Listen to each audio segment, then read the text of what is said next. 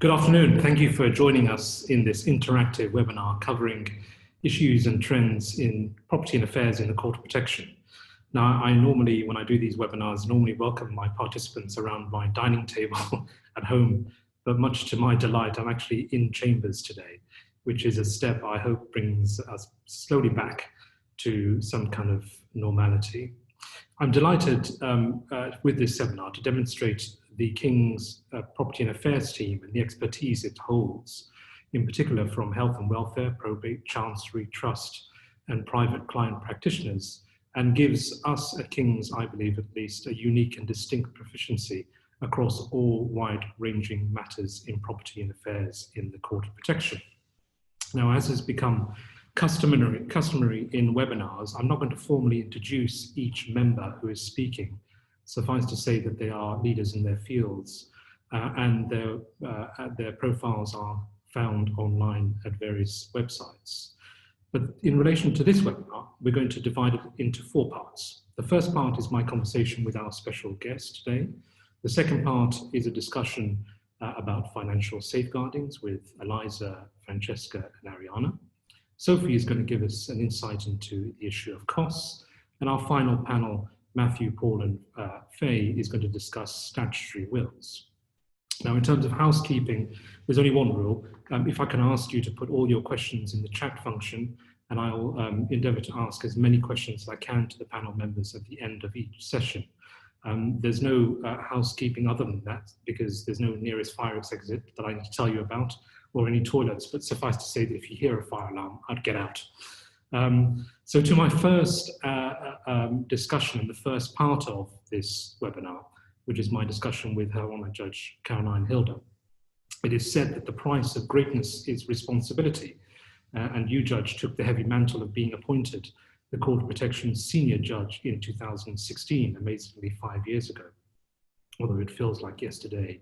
You're based at the Central Registry at First Avenue, and you are the regional judge for London and the national lead responsible judge for the coordination and communication throughout the regions. Your Honour, I'm personally delighted that you've joined this King's Property and Affairs team event. I hope you and your family are keeping well. And if I can ask you to unmute your microphone at this stage. Hello, thank you very much for inviting me. Good afternoon, Judge. As any decent interviewer or amateur interviewer, one tries to do some research online and Google, and there isn't much information about you, Judge, online. But what I did find was this: that you were once a barrister in practice, and you were a judge of the first-tier tribunal and a district judge. Can I ask you what brought you to the Court of Protection? Yes, it's not accidental that there's not much of a footprint out there. I was a barrister and I was a judge of the Mental Health Tribunal. Then somewhere in the middle of that, when my children were born, I returned to academia. I did a PhD, which looked at the role of the family in cases of disputed medical treatment, so best interest decision making, just at the time the Mental Capacity Act was coming into effect. And so when an opportunity for a role in the Court of Protection Central Registry arose, I was very keen to follow the theory into practice. I thought then, and I still think now, that the Court of Protection is a fascinating jurisdiction, and it's an important jurisdiction. It's socially important because it's uniquely placed at a point of constant change, where there is much to learn and always an imperative to improve. And our current strange circumstances of COVID-19 pandemic have only amplified that, really, because the constituency of the Court of Protection very closely matches the high-risk groups of the pandemic as well. So it's ongoing, but I must just, if I may correct you, I've only so far survived 3 years in the job, not yet 5. Maths was never my strong part. That's my colleague attest to. Forgive me. One thing I did find online, Judge, was an article which in the Law Gazette, which interviewed you, I think, in around November 2018. And in that, you highlighted a reactive policy where you would identify areas of the country which required a pool of deputies, for instance, and you would allocate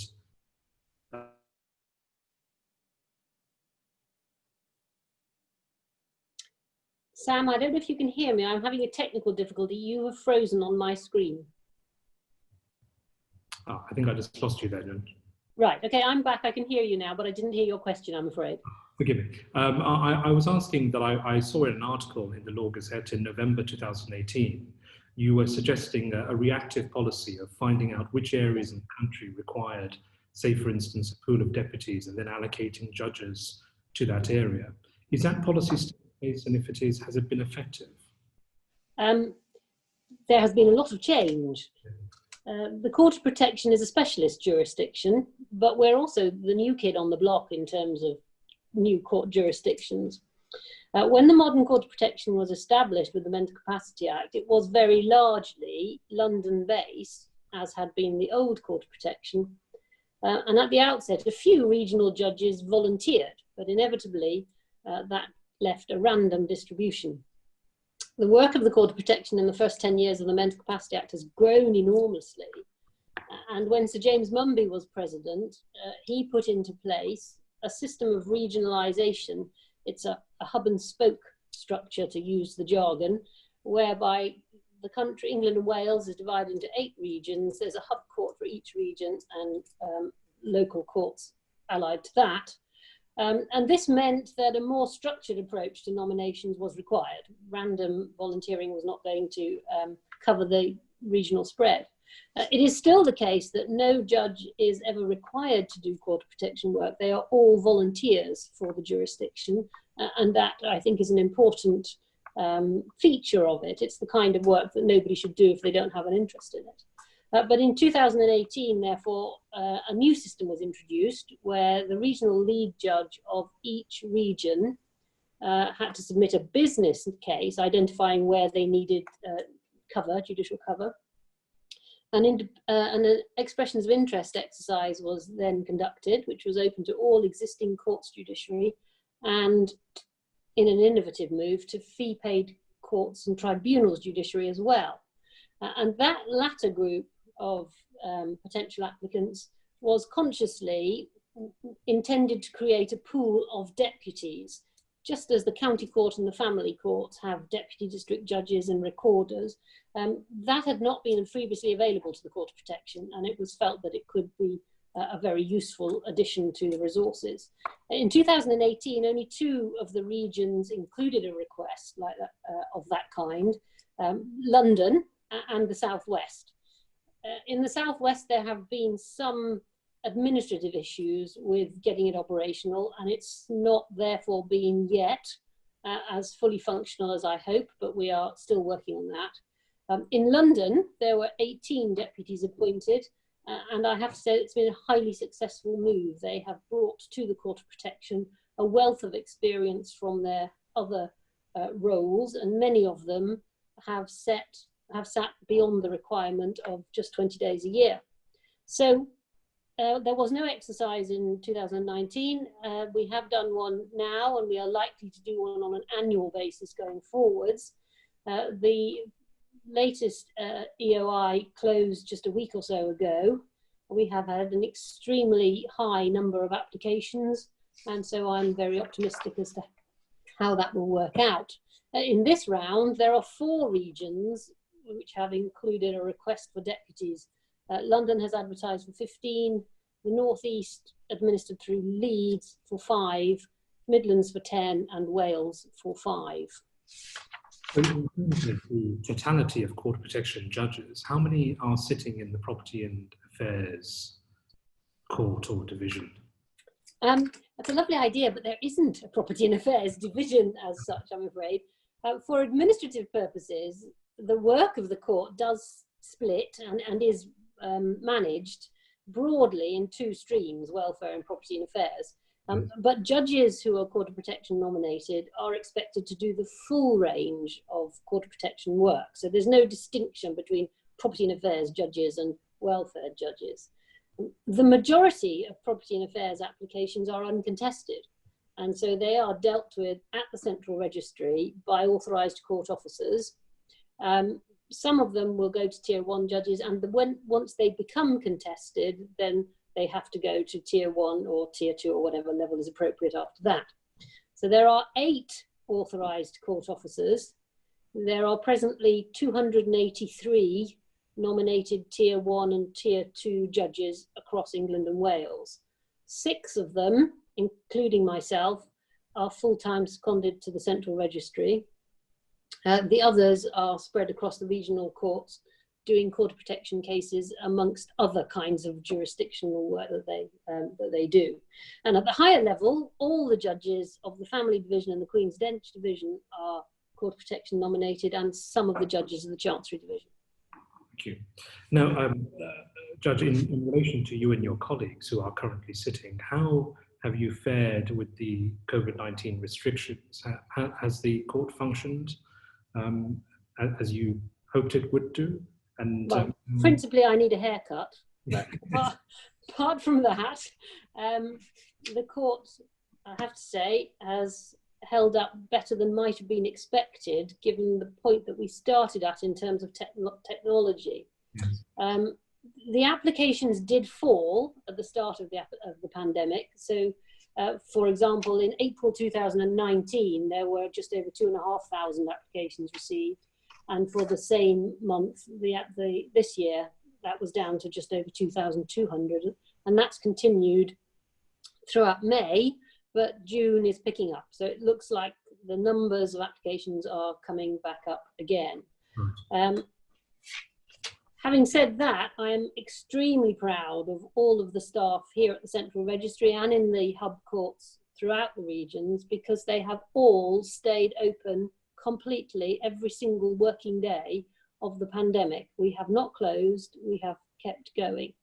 And I'm really proud of the court staff for doing that. They are key workers, but I don't forget that they have their own domestic challenges to deal with as well. And it has taken a degree of public service motivation and dedication that ought to be recognised. So, firstly, there's some not good news as to the effect all of that has had on us. Initially, staff numbers were reduced to about a third. As a result, although judges were enabled to work remotely very quickly, so they were making orders, there were not enough staff members to issue them. And so there is now currently a backlog of some 2,500 orders which have been made, which needs to be issued, the oldest of which is the 21st of May. That's not where we want to be. But the better news is that staff numbers are now back up to around about 80%. Some of them are now equipped to work remotely. The backlog of orders is very much in target, and it's reducing at the rate of about 300 a week. In other parts of the system, the backlogs have already been borne down upon. So the judicial box work, which was sitting at about 1,500 when we closed down, when the lockdown took effect, is now down to 179. And the ACO backlog, which was sitting at around 4,000 at the time of lockdown, is now down to 845. So that's a better position than the Court of Protection has been in for years. There's no room for complacency there, and it is my aim to make sure that the backlogs are eliminated completely. But I think those figures are a testament to the hard work of the staff and the judges throughout the court. Yes. In terms of the actual hearings that you and your colleagues have conducted, what's your experience been like in terms of remote hearings? Has it been a good one? Or? It's been one of rapid learning. There's absolutely no doubt that we have made more progress in 10 weeks than we've made in the previous 10 years. But we're learning a lot as we go on.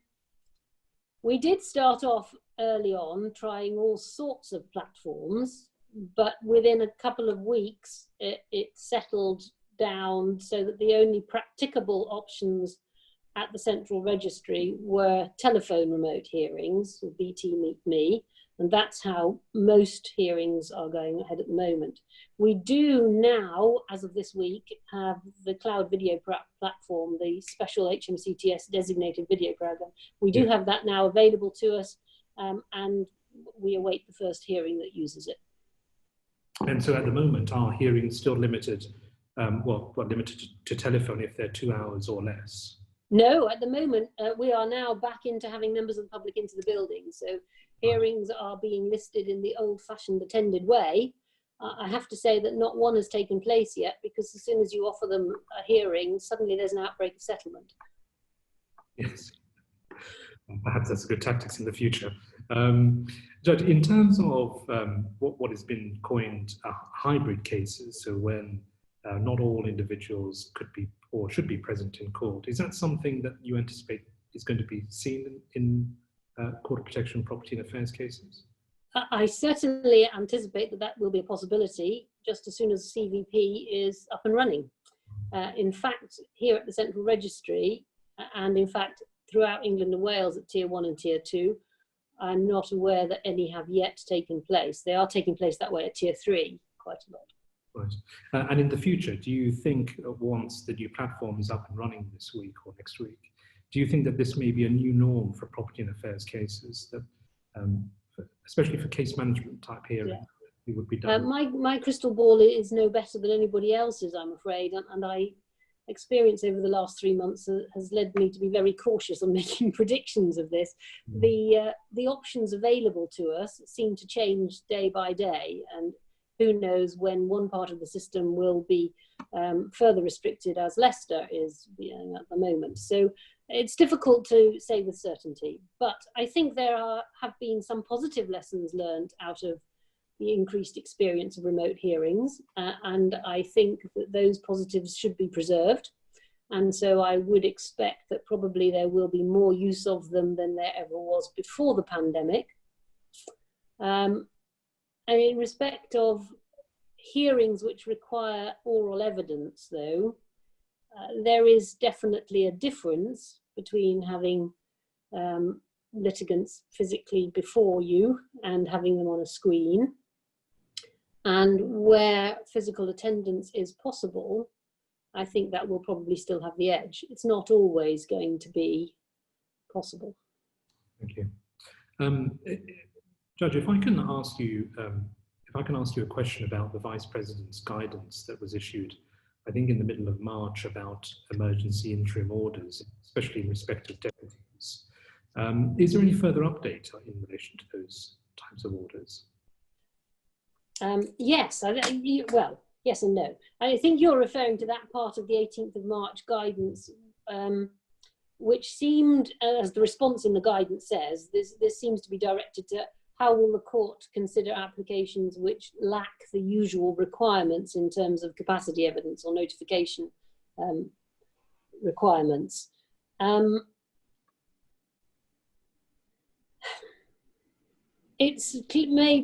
think it has always been clear that in respect of capacity, the court will have to be satisfied that the Section 48 threshold is met to be able to exercise any jurisdiction at all. In fact, here we are now 3 months into the pandemic, and quite a lot has been learnt out in the field, so to speak, about conducting capacity assessments remotely. So in the subsequent guidance of the Vice President, which is the 4th of May, and it's in the form of a letter to the Association of the Directors of Adult Social Services, he set out some pointers as to how capacity assessments can be conducted remotely with competence and with fairness in the majority of cases. So that hasn't, in my experience, turned into a practical problem at the moment. The other part of your question, I think, relates to notification. And the guidance did make clear, and it's been affirmed again in the 4th of May guidance, that the notification requirements are viewed by the court as an important safeguard for P. That still applies. Nothing has changed in the substantive law. Notification does not have to be done personally by the applicant. It can be done by an agent, for example, a care home manager. And so the pandemic itself is not a reason which is likely to persuade the court to dispense with notification requirements. So taking those two factors into account, it's always been possible to issue emergency interim orders where appropriate, but any particular practical constraints of the pandemic have not led to, and nor, I think, are they likely to lead to, a sudden outburst of those type of orders. And do you think, Judge, that the concept of urgent application has changed during the pandemic? No, I don't think so at all. It's not practicable to set down or list factors which make a case urgent. That will always be case specific. And we do have a daily urgent business judge. So matters of genuine urgency can be and are dealt with quickly. May I take this opportunity to ask any practitioners, please don't abuse that system. When you're filling in the form, you're asked to explain the urgency. If you don't give an explanation, and lots of them don't, or if the judge is not persuaded of the urgency, then your application will not be treated as urgent and referred to the UBJ. This is not a queue hopping opportunity, for the very practical reason that if everything is said to be urgent, then in practice nothing is, and we can't be of maximum assistance. So please use that descriptor sensibly. In the question which you sent me before, Sam, I think you were suggesting that this might particularly arise in the circumstances where somebody wants to buy a property. Yes. And the deputyship order doesn't already include that authority.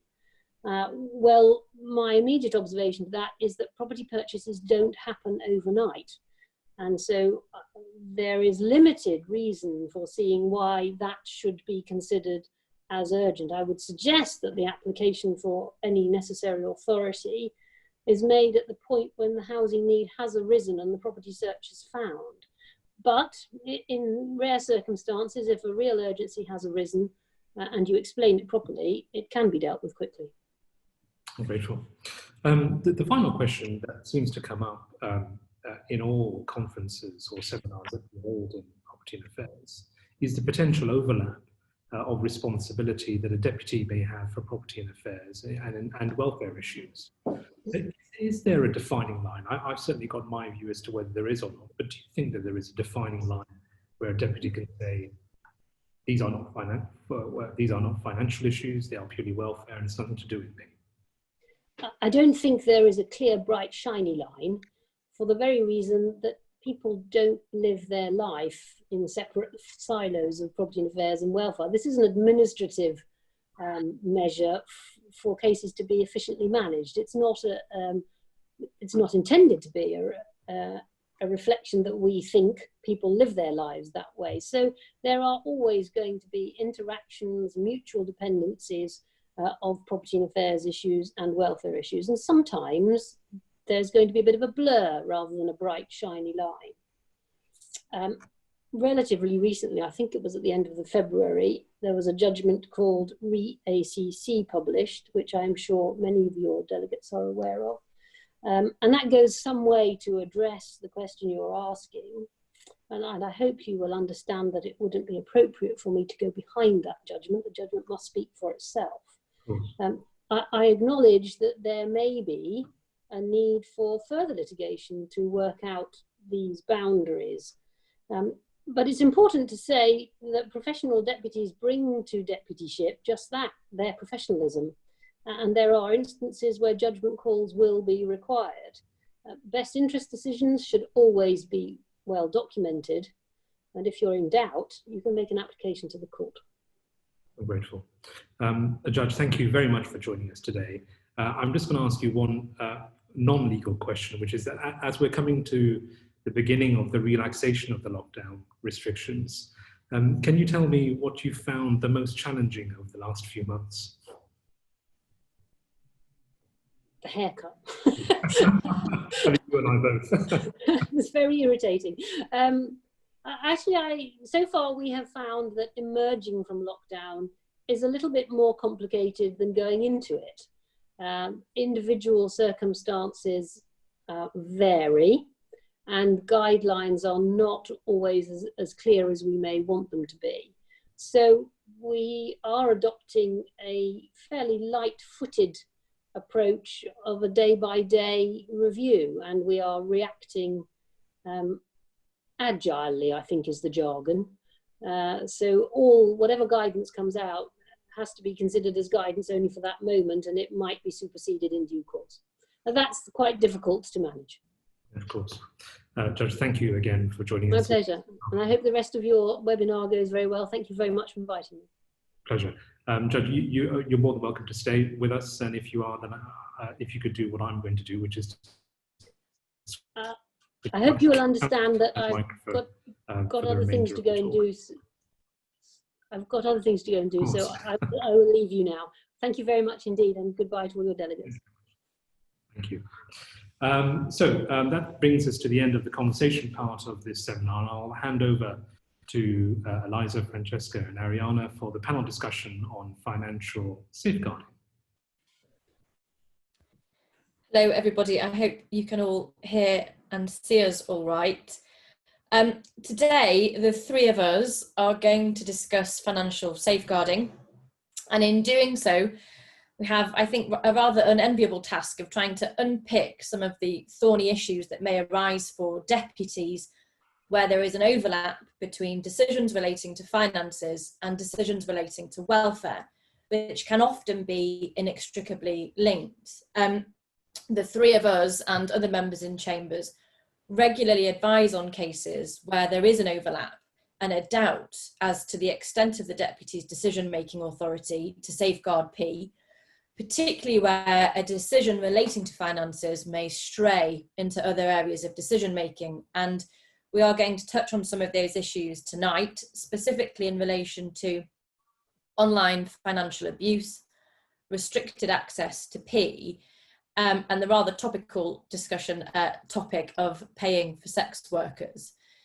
The starting point for our discussion, of course, is the decision of Her Honour Judge Hilda, which she's just referred to in ACC and others from February of this year, where the courts provided very helpful and much needed guidance as to what does and does not fall within the scope of a deputy's general authority.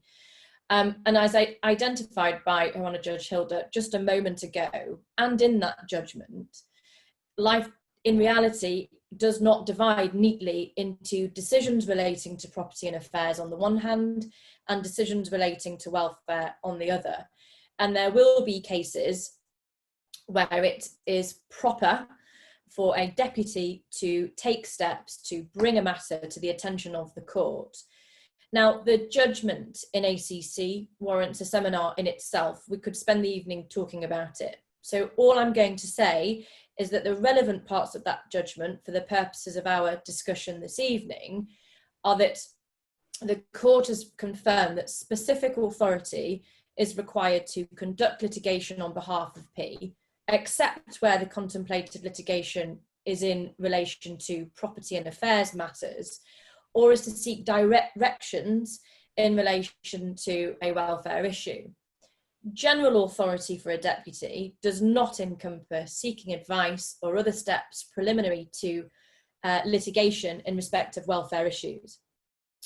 It does encompass making an application to the COP for further directions or specific authority in relation to welfare issues. And what we hope to do is bring into the discussion some of those scenarios that might lead a deputy to take steps to either seek directions or specific authority. So I'm going to hand over to Eliza, who's going to start us off with the topical issue of using P's funds for extracurricular activities.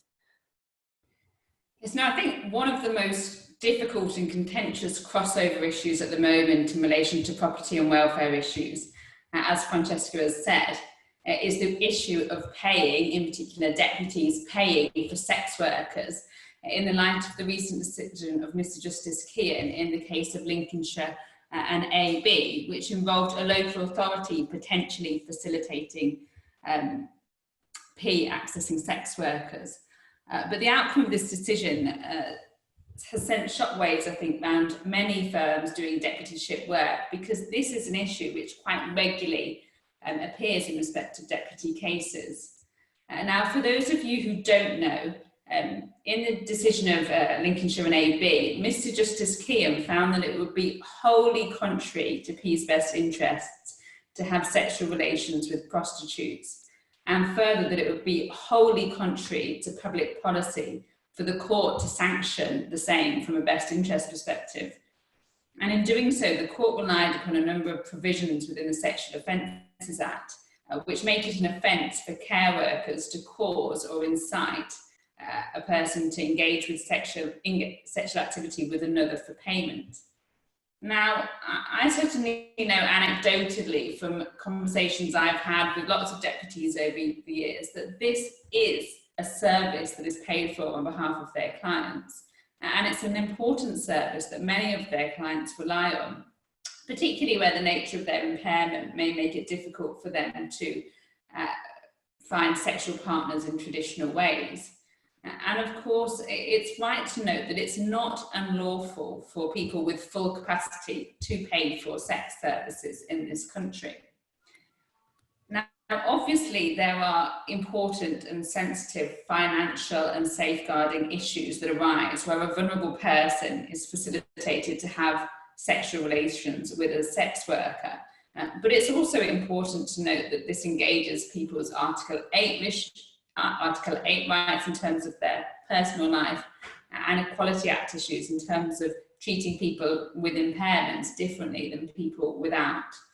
Now, I understand that Mr. Justice Hayden, the Vice President, is currently reconsidering this very issue in a case which both Sam Green and Aisling Campbell in Chambers are involved in.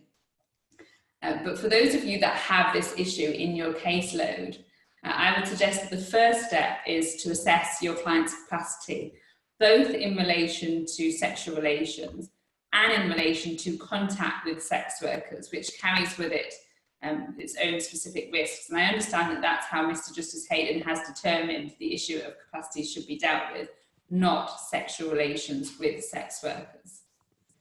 If your client has capacity, then obviously it's not an issue for the Court of Protection, but you probably want to make sure that in any arrangements that you put in place, you are not inadvertently incriminating care workers. So try and leave the care workers out of any arrangements that you're putting in place. If your client does lack capacity, then it's highly likely that a COP application is going to be required in relation to this issue. And the first step would be to refer the matter to the local authority for a best interest decision in respect of how this issue should be managed. If you don't feel that the local authority is progressing the issue in a timely fashion or is dealing with the issue robustly, then of course you can take the approach outlined by Honourable Judge Hilda in ACC of referring the matter to court for directions and seeking authority in relation to bringing that application, where the issue is whether you as the deputy should pay for those services. And I think one of the points that we were also discussing about this in thinking about how this issue may come up is that this can be a really difficult best interest decision where you have a P who may be interested in pursuing this, may have sexual capacity, but there may be a view taken that this isn't an appropriate or proportionate use of P's funds in order to do that. And I think this really engages the crossover point of where P may have capacity in one area, such as making decisions about sex and contact, but may lack capacity in another area. And decisions made in the area where P lacks capacity around property and affairs have a really strong crossover with what P is able to do and the decisions P can make for him or herself in relation to the areas where they do have capacity. And I think, Eliza, you had given some thought to how this might interact with the decision in LC in Manchester City Council. Absolutely. If you've got a case where P has capacity in respect of sexual relations and contact with sex workers, but you don't think it's a proper use of their funds to use those funds to pay for sex workers, really you're in the territory identified by the Vice President where areas in which P has capacity is overlapping with areas they don't. And so even if you're looking at refusing a request from a client to pay for sex workers, I think you need to be seriously considering whether an application is required to the court and whether a Tier 3 judge is required in relation to that.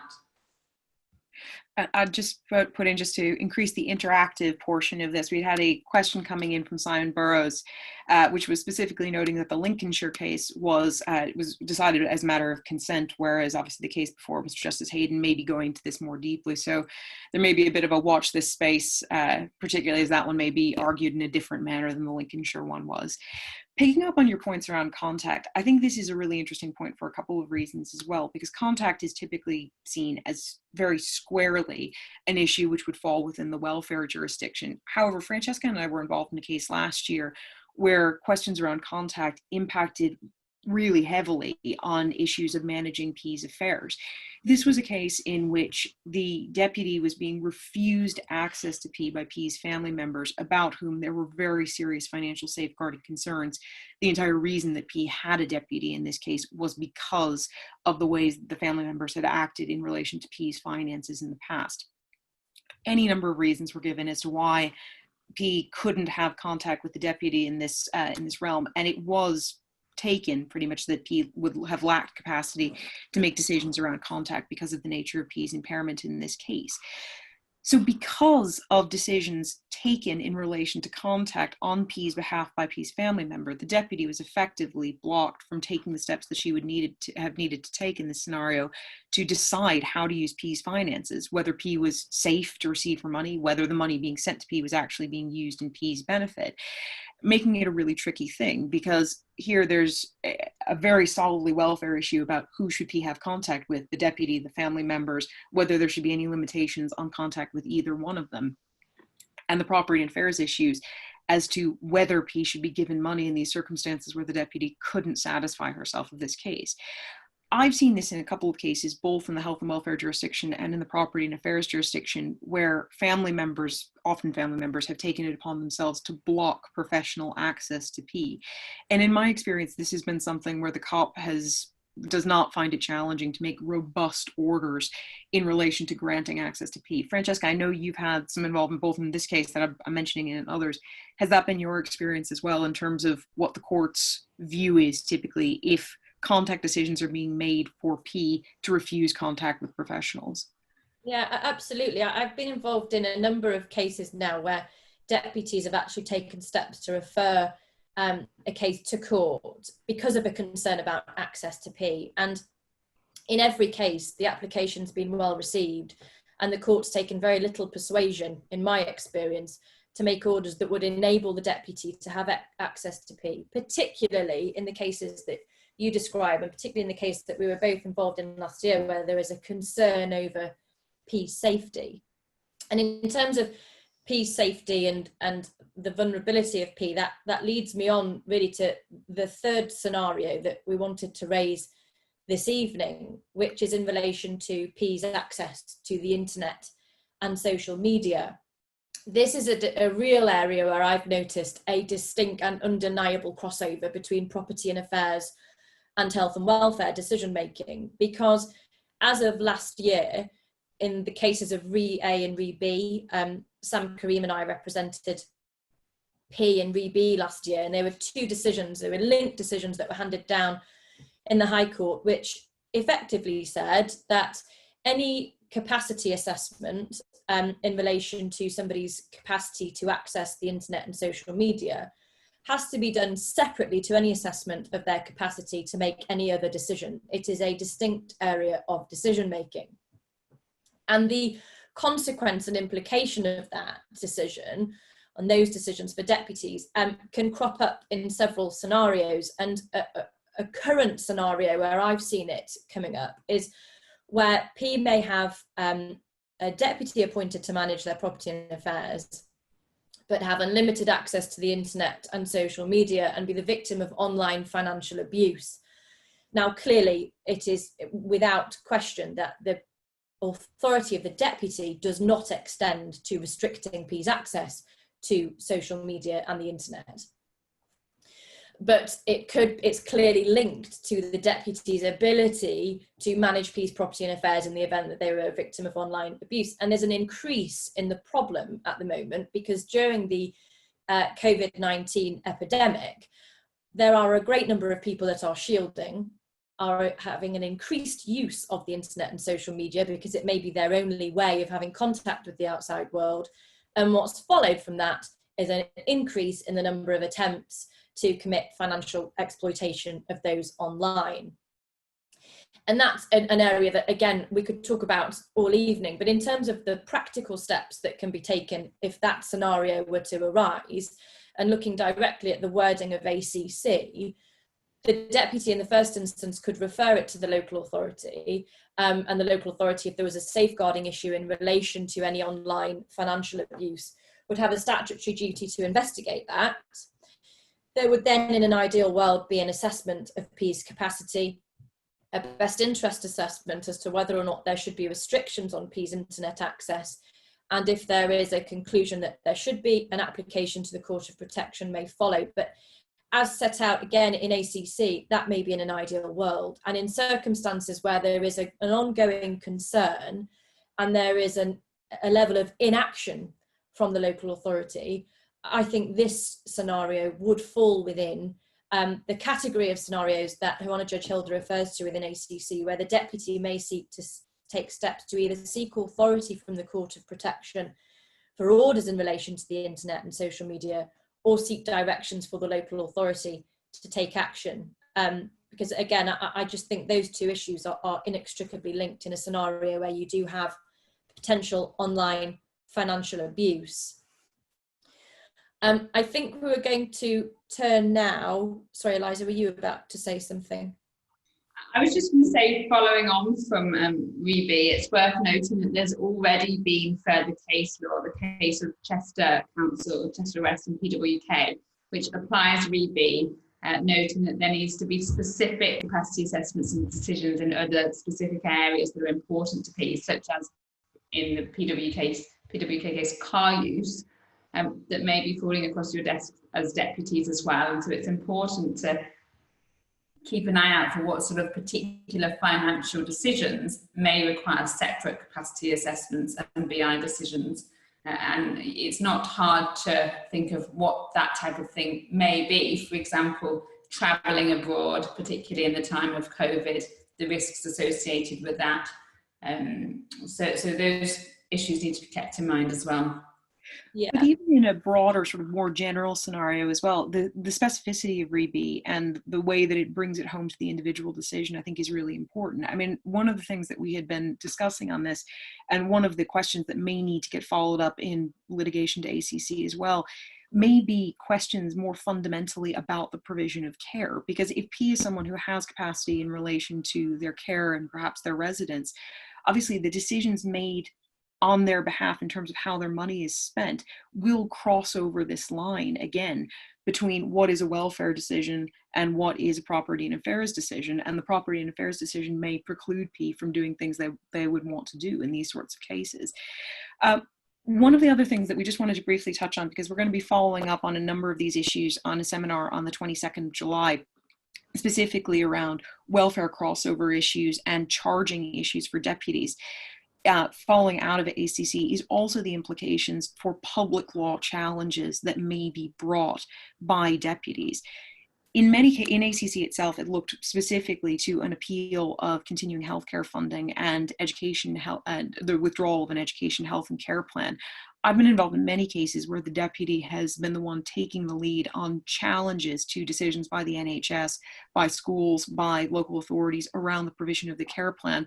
Often because the deputy is the person who is managing P's care and is most acutely aware of what the implications of the decision are going to be and what the financial implications are going to be if a care package is lessened or withdrawn in these cases. So we will be following these up because from my perspective, I think ACC does make a huge difference in terms of what deputies are going to be able to do to pursue these sorts of decisions on P's behalf, particularly in the context of care plans being altered or direct payments being lowered as a result of that. The need to bring an application before the COP, before a judicial review application is brought in 3 months, does put a lot of pressure on these sorts of situations. So this is something we do think merits a full seminar, and we're hoping to talk about that, as well as some of the implications of ACC in the realm of mediation, which Eliza, I think, can pick up on. Well, I'm just conscious of the time. I just want to pick up on a question that Peter Edwards has just posted, querying whether internet abuse could be managed by controlling P's funds. Obviously, that's one mechanism for dealing with it. If there's concerns that, notwithstanding the mechanisms you can put in place, P is still being made a target and internet restriction is required, then that is when a welfare application would follow. And I think we best hand over now to the next speaker, who is Sophie Hurst. Thank you. Thank you very much. I'm just looking to share a screen with you because I've got a PowerPoint, so bear with me.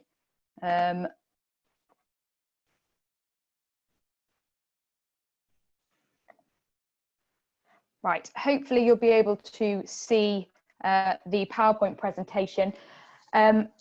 As we've said, I'm going to be having a look at costs, got quite a limited time, so specifically going to be looking at recovering costs. And in relation to that, two topics which I think delegates have expressed a particular interest in, those being litigation costs, so the recovery of costs through cost orders made by the court, and then secondly, looking at general management costs, so drafting bills for assessment by the SCCO. The presentation I've put together is quite word heavy, text heavy, but that's because it can be shared with you afterwards, because I've not got a lot of time, so you can read everything I'm saying, you can read about it in greater detail, and that will be shared with you all after the webinar. So looking first at recovering costs through court orders, and I thought I'd look at that through the case of DJN. I'm sure you're aware of the background to this. The OPG sought an order for the revocation of an LPA that had been executed by P on the grounds that they lack capacity when executing that LPA, and then also in relation to some alleged misbehaviour by an attorney. The OPG issued proceedings and obtained interim without notice orders suspending the LPA and appointing an interim deputy. This went before the court. The attorney disputed both grounds. There was a 2-day hearing. Attorney was eventually vindicated, but incurred costs of £82,000, which is no small sum. They then raised the question of, right, well, who should actually pay these costs? General rule, COP Rules 19.2, attorney's costs should be paid by P or charged to P's estate. However, there are certain circumstances where actually this general rule can be departed from. And when deciding to do that, the court will look to COP Rule 19.5. I'm not going to read this all out to you. As I said, we'll share the slides afterwards. But what this does is it lays out some general guidance for the court and the sorts of behaviours a court might look out for when looking to depart from the general cost rule. And this was a decision that the court just came to in DGN. They decided there were circumstances in this case that justified the departure from that cost rule. And they did that in relation to specifically that COP 19.52, which was the conduct of the parties. And the judge specifically made mention to conduct before as well as during the proceedings and the manner in which the party made the application, the OPG made that application. You'll see, as I'll just skip through, when you get these slides, I have noted paragraphs 47 to 58 of the judgment, which actually lays out the court's reasoning in some detail. But just briefly, it looked at things such as when the OPG issued proceedings, there was very limited evidence in relation to capacity. The capacity evidence was in fact sort of a desktop evaluation. And the court said, had the OPG investigated further, then it may have even been the case that there wasn't enough capacity evidence to bring proceedings at all. In relation to how they conducted themselves during proceedings, I think the OPG can be described as quite aggressive in the way they brought this particular case before the court. The attorney was quite open to cooperation, agreed to put things like the care costs to one side, but it seemed as if the OPG had no consideration of this. They sought quite severe interim orders, such as the suspension of the LPA and the putting in place of an interim deputy, which the judge in this case said on the papers was probably fair enough, because it alleged some quite severe misconduct. However, in reality, when that was investigated, it simply didn't reflect the reality. That misbehaviour simply wasn't there. And there are a number of other things that the judge picks up in these paragraphs, which you can look through yourselves. But ultimately, the importance of this case is it highlights to the court, to parties, the kinds of behaviour that a court might look to when making cost orders and when looking to depart from the general rule, both against public bodies like the OPG, but other parties as well. And so it just gives different parties an idea of behaviours that they may want to avoid, or things they might want to look at before issuing proceedings, as well as during the conduct of those proceedings themselves. The next thing I want to move on to have a look at is deputy costs, that being assessed costs. So the deputyship order, I've used a little statement which you often see in deputyship orders there, provides the authority for the assessments of costs.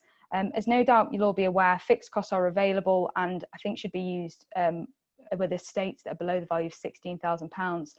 But other than that, a deputy can elect for a detailed assessment of costs. And there is a general trend that more deputies are asking for costs to be assessed.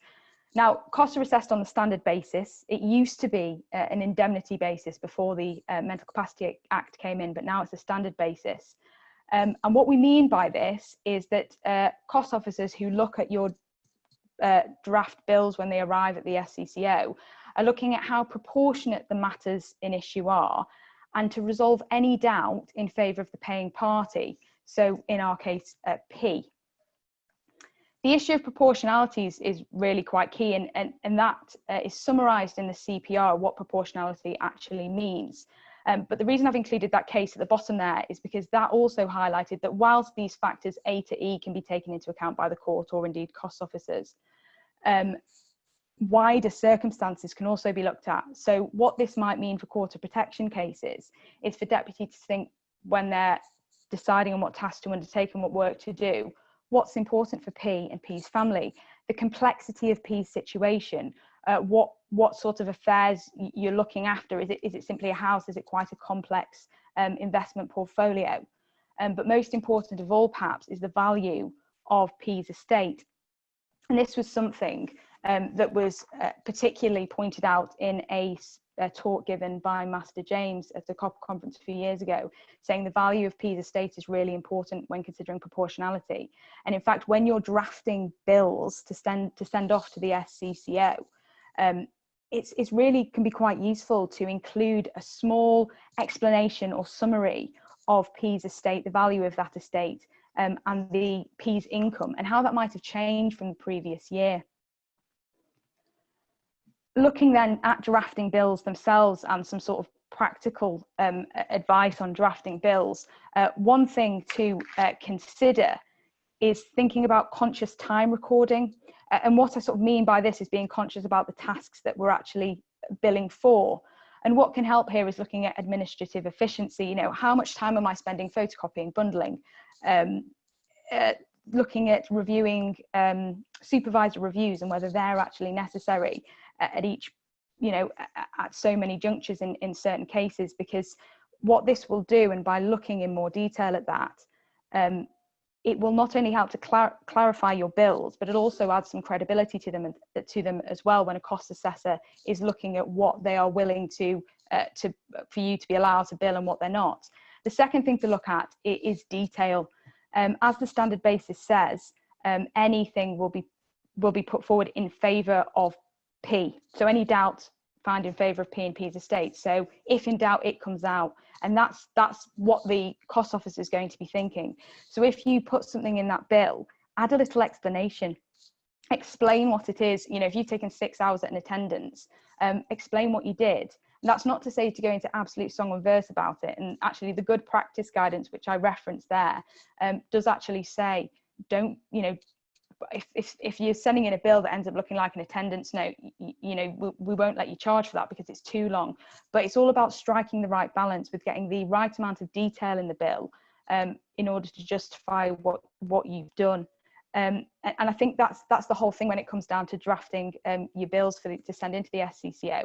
It's about, before you've even started drafting the bill, looking in terms of the work you're doing, is that proportionate? Going back to that idea of proportionality, and having assessed that right at the start before you set out on your tasks, it's going to be a lot easier for you to justify the bills you send into the SCCO and for the cost officers to look at them. And I think the way to think about that and look at that is help yourselves by helping the cost officers out so that they can look at your bills and assess in a way that you would want them to. What I've included there is a couple of links specifically to the DGN case. You can have a look at that and look at those paragraphs I mentioned, which set out the reasoning why a cost order was made in that case. And secondly, a link to that good practice guidance about drafting bills, which I'm sure you're all aware of, but there's just links there for you to go and have a look. So I've hopefully in time. And I'll pass on to the next panel.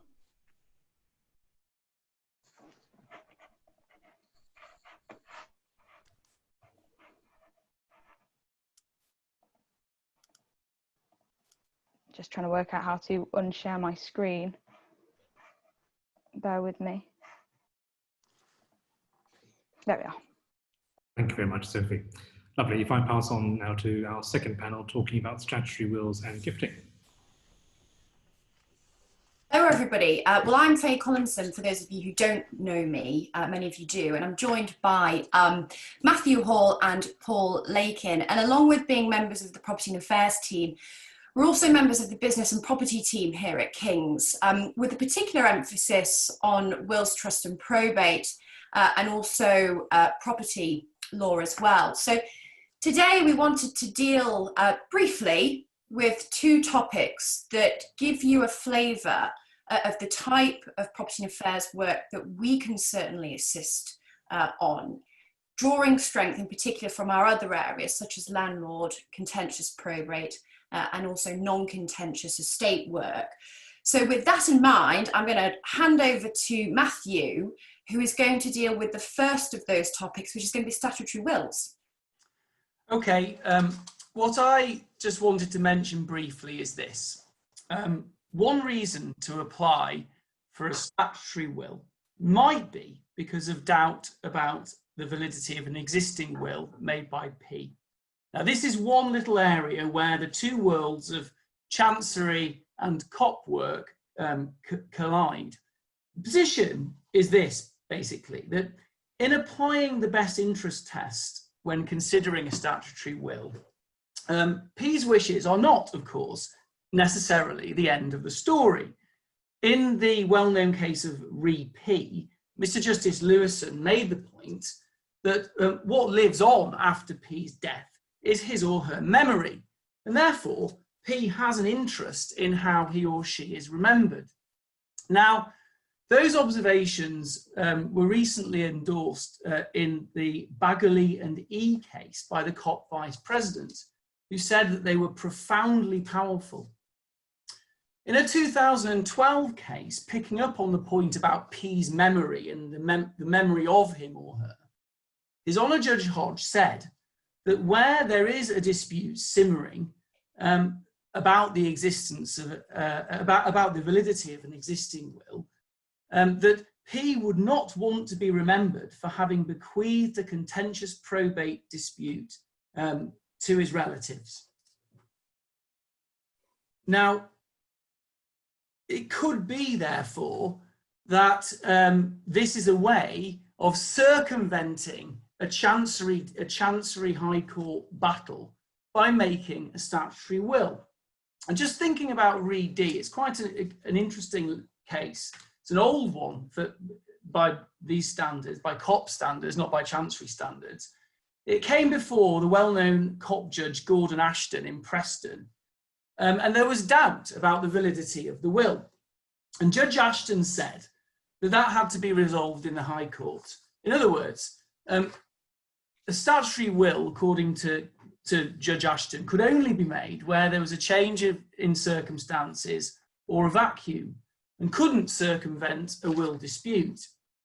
Now, in fact, of course, as I've just highlighted, when the matter came before His Honour Judge Hodge in the High Court, he disagreed, and that's why he said that P might not want to be remembered for bequeathing a will dispute to his relatives. Now, I think, Faye, you've been recently involved in a statutory will application, haven't you, where it was made against the background of undue influence? Yes, well, I frequently deal with statutory will applications, but certainly in recent weeks, I dealt with one by a remote hearing, actually, which was quite an interesting dynamic to it. But it concerned an existing will of P where there were serious concerns about the validity of that will, in particular that it was procured by the undue influence that was exerted by a carer of P. And it may not come as a surprise to you that the carer had taken P to a solicitor such that she then became the main beneficiary of that will. And the long and short of it was that the Court of Protection found that because there was real doubt about the validity of that will because of undue influence, and in conjunction with some other factors, that in that set of circumstances, it was in P's best interest to authorise the execution of the statutory will. Now, I'm going to be discussing that particular case and issues that arise from it in greater detail on the 6th of July. So for those of you who do wish to know more about that, then you can tune in. I mean, to my mind, I think care does need to be taken here. The person resisting the statutory will, who wants to propound or to uphold the existing will, is bound to say that the existing will is a relevant written statement for the purpose of Section 4 of the Mental Capacity Act, and that it's a magnetic factor, therefore, that should be taken into account. The person applying for the statutory will may well say that P was forced into making that existing will, or that he or she lacked capacity. And so, in a sense, there can be lots of highly acrimonious factual disputes which need to be resolved. Now, it depends on the circumstances, but those factual issues can't necessarily just be left hanging in the air, as might be supposed if you just apply His Honour Judge Hodges' dictum about not bequeathing a probate dispute to one's relatives. Literally, there is a 2017 case, ADS and DSM, which I'm not going to go into the ins and outs of it. It's quite complicated what happened, but it does highlight the real difficulties that can arise where there's not sufficient attention given to what needs to be proved and the factual issues that need to be resolved. So it may well be that where there is something that looks like it's going to be a properly contentious, fully blown will dispute, that the COP judge will decline to entertain that and then send it off to the High Court as the more appropriate venue. Now, bear in mind as well that under the procedure for probate claims, there are a number of procedural safeguards which make the High Court potentially a more appropriate venue. For example, original documents have to be lodged under Part 57. There are strict rules about particularising accusations of wrongdoing, all sorts of rules about the burden of proof and so on. So at the end of the day, the potential inappropriateness and impracticality of conducting a full-scale will dispute were in fact referred to by His Honour Judge Hodge in the case of Re D. Yeah, and I think, Matthew, that to draw that to one particular point, that in any type of case, and this is the typical lawyerly response, isn't it, that you've got to focus on the factual background that accompanies the particular case that you're dealing with, and you've got to thoroughly consider it before you think about bringing a statutory will application.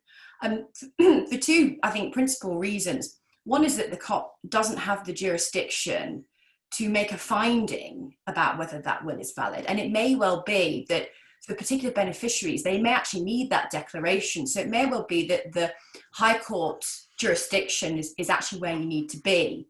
But the second reason is one of cost, because in the COP jurisdiction, I think costs aren't at the forefront of people's minds as they are perhaps when we're dealing with our probate cases, because the cost consequences really can change the dynamic of the case. And certainly in my experience, if there is an unmeritorious statutory will application that is brought and fails, there is an increasing appetite amongst COP judges to depart from the general rule on costs, which is, as you know, that P pays for the cost of the litigation, whatever the outcome. So we have to be more mindful, I think, and be actively making clients aware, as we would do, about the cost risk. The problem, I think, as in any litigation, is one of enforcing any cost orders that one gets in a statutory will application. Yes, because clearly it would be a disaster to be lumbered with the cost of a statutory will application and then be sent off to the High Court to start all over again and have a disputed will hearing. On that point, while we're dealing with disputed wills, I just want to have a mention briefly about looking at things from the other end of the spectrum, which is post-death variations as a way of getting around disputes in terms of where wills are. In a talk I gave recently, I make the point that really a post-death variation is not a device for correcting a will, but that is a very sort of chancery, narrow view of it, where actually a post-death variation is a way of moving gift A from A to B, because you have to be certain that the gift is with A before it can be varied to go to B. It doesn't mean that all the parties can get together to execute a deed to create clarity in a will where there is some confusion. A really simple case, for example, is a recent one where there was a gift to a cousin, but for whatever reason, the name was simply wrong. That no cousin by that name existed, although everyone knew who it was meant to go for. So there's just a simple deed done where it was agreed that the name that was in the will should be read as the person to whom it went to, and it corrected that way, because again, that's far cheaper than having the whole expense of a rectification claim. But you have to bear in mind, again, because it's a lot of confusion arises between doing deeds of variation which can correct mistakes which would lead to construction summons or rectification, as to disputes about formal or substantial validity of a will, which clearly you're not going to correct by a deed of variation. So, and also there's the other thing to bear in mind is whether or not you're trying to do a post-death variation so as to give effect pursuant to section 142 of the Inheritance Act tax, so that it has retrospective effect for IHT purposes. So you are doing a bit of post-death estate planning as opposed to just simply trying to move things around after the death, because there's clearly much stricter rules in relation to section 142 that you've got to comply with, which will obviously make dealing with a defective will far more difficult. So I just wanted to make that quick point at this point. But of course, dealing with the validity of the will is not the only reason that you might make a statutory will application. And that's the case, isn't it, Faye? Well, there are always a number of reasons why the application might be made. I mean, just picking up on the sort of inheritance tax point that you've raised there, I mean, very often I'm asked to advise on whether the IHT planning or succession planning can be the predominant reason for making the application and whether that's likely to succeed. And certainly in my experience on my non-contentious side of work is that IHT planning, so inheritance tax, and mitigation is the predominant reason for the application, is less common and it's less likely to find favour with a court. But that said, IHT mitigation and planning is almost always a relevant factor in statutory wills when you've got a very large estate. So particularly where you've got clinical negligence or personal injury settlements into the millions. Because for instance, say you've got a significant estate of P, and the parties and then subsequently the court will very often take the view that it's in P's best interest that there is a specific charitable pecuniary legacy that's of course at least 10% of the net estate, such that the estate can take advantage of the tax repercussion of making that charitable legacy. And for those of you that don't know what that is, if you leave a gift of at least 10% of the net value of the estate to a charity, then the percentage at which the estate is taxed goes from 40% to 36%. So you can see that in those circumstances, it can have actually quite a large saving for an estate. So that's a specific example of where tax planning is going to be a relevant factor in a statutory will application. So one of the factors that the court may be looking at and want to consider is to the extent that P or P's estate should take the benefit of gifts to charity and the charitable exemption. Well, yes, there's that as well, because any part of an estate that is left to a charity will not count towards the value of the estate for the purposes of calculating the level of the IHT charge.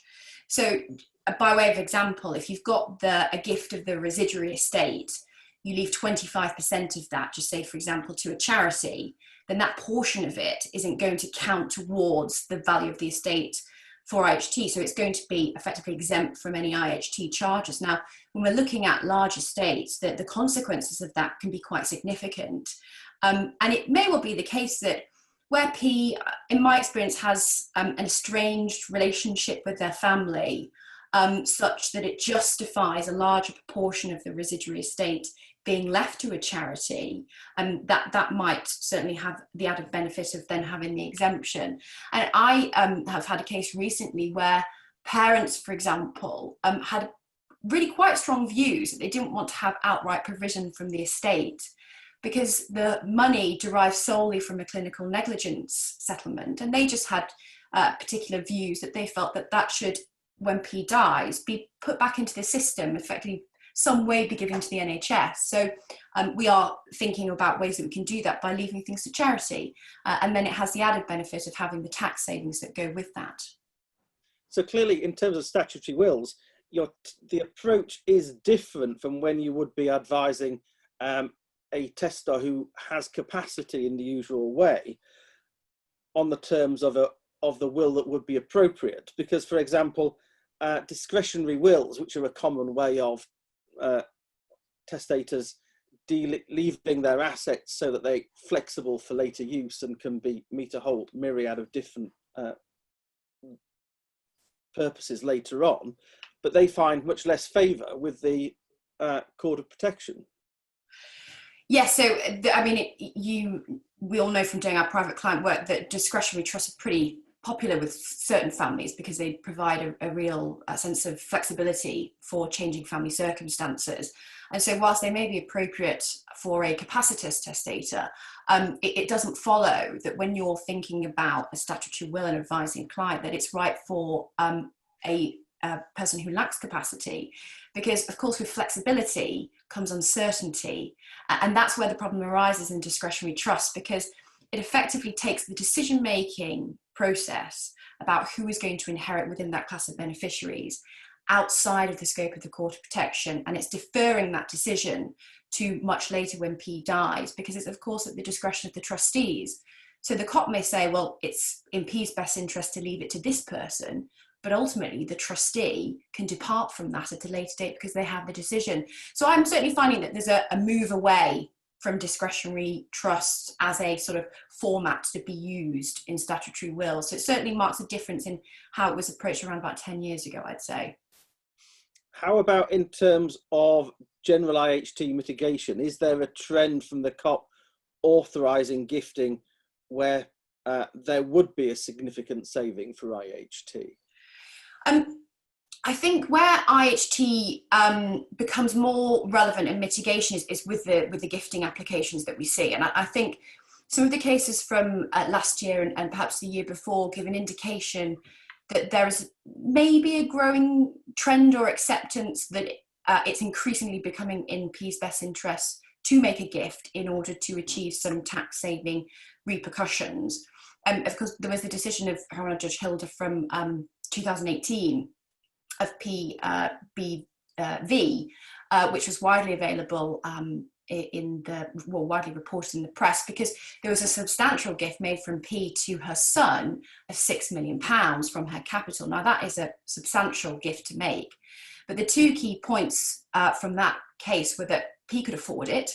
So notwithstanding making that gift, she had substantial sums left to her that could meet her needs, but also she had a history of, prior to losing capacity, tax planning, tax mitigation. So it was in keeping with that historic financial planning that P had done. So for cases like that, where you may have an attorney who comes to you saying, my parent was doing this, but now they've had a stroke, we want to carry on that planning, then that might be a useful case for people to have a look at. And again, that case can be contrasted to the case of Re PP, where District Judge Batten did not approve what would essentially be a pet, because the effect of that was to cut the grandchildren out. And so they didn't think that that ultimately was going to be in the best interests of P. Yes, I mean, I think where you have those scenarios where it's going to prefer one beneficiary over the other by making the lifetime gift, and or there's no history of tax planning prior to losing capacity, then that's where you may find a hurdle in making gifting application, but certainly not one that's insurmountable. Because if you have, for example, P, who, even though they hadn't made tax planning decisions before losing capacity, if having lost capacity, they've got surplus income that is accruing, which will then be subject to IHT. I've certainly had successful applications where the court's not agreed to gift capital, but has agreed to gift surplus income. And I think given that Sam's come online now, he's going to be telling us that we need to wrap this up. So hopefully that's given everybody a flavour of the type of work that we certainly deal with. It very much comes from a private client focus. And so on that note, I'm going to hand back over to Sam. Thank you very much. Anybody else? No, that was great. Thank you very much. Well, that brings us to the end of this session. We've gone slightly over time, so there was one or two questions which we dealt with before, but if anybody does have any questions, please email the marketing email address or markronson@kingschambers.com. Two thank yous. Thank you for the panelists for the great presentations, and thank you to all of you who've been attending. And I think at the highest we had about 180 people, which is quite fantastic. Hope to see you all soon. Two panelists mentioned two further events that we've got in July, so please join in for those. But until we see each other again in the future, we shall see you then. Thank you very much for joining. Bye-bye.